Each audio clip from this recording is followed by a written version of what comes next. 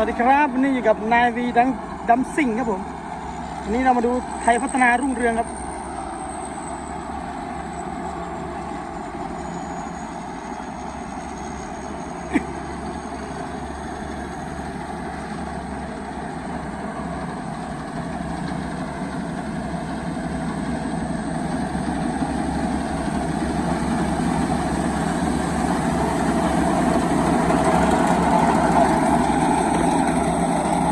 คันนี้เครื่อง195เทอร์โบครับผมคนมันก็จะดำหน่อยครับช่วงล่าง12 HP ครับ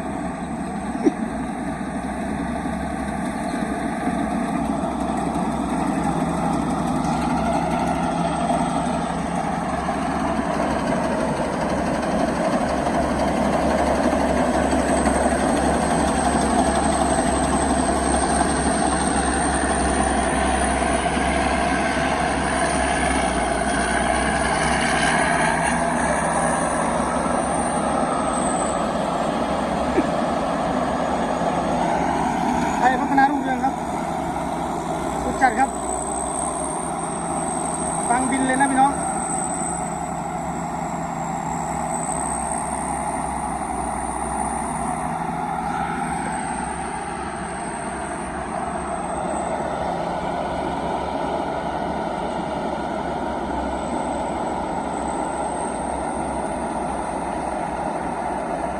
กำมะนาถีบดีจัดครับคนดำปีเลยพี่น้องเอ้ย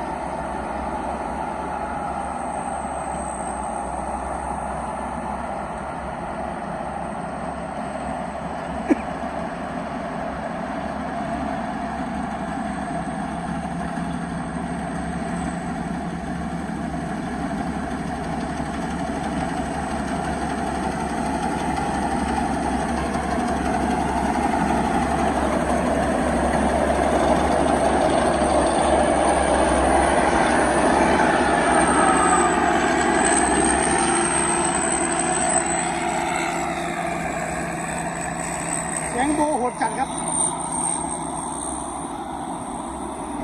ช่วงล่างมันใหญ่ครับเครื่องมันเล็กมันเลยควันดำนะครับผมถ้าได้เครื่องใหญ่นี่จวดแน่นอนครับวันลำนี้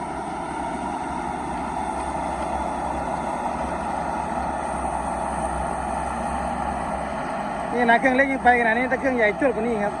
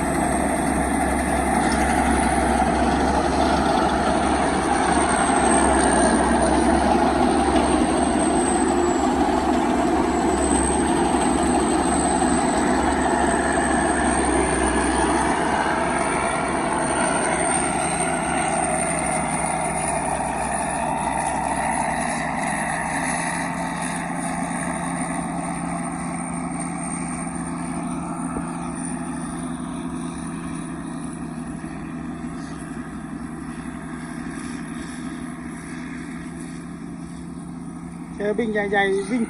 ใส่เลยครับจันต่ำข้าวสวยจัดปีนี้หน่วยจัดนะ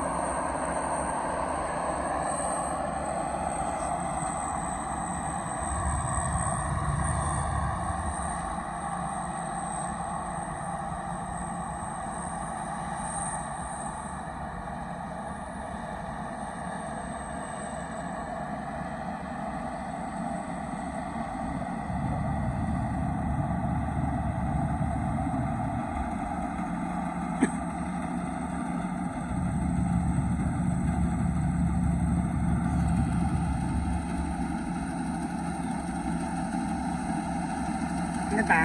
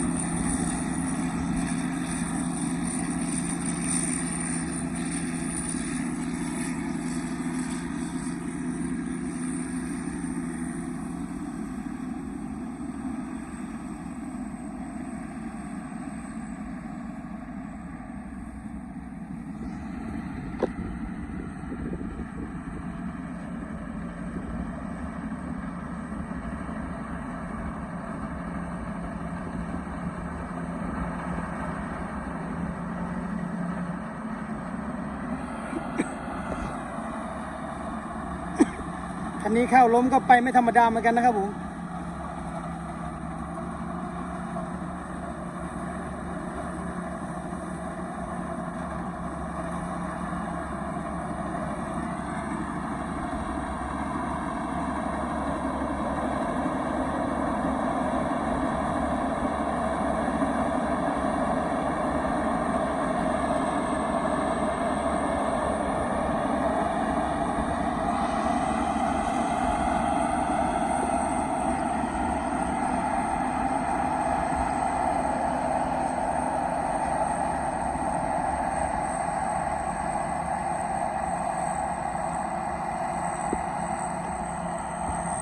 ครับผมคลิปนี้ขอจบเพียงเท่านี้ครับผมไว้เจอกันคลิปหน้าครับผม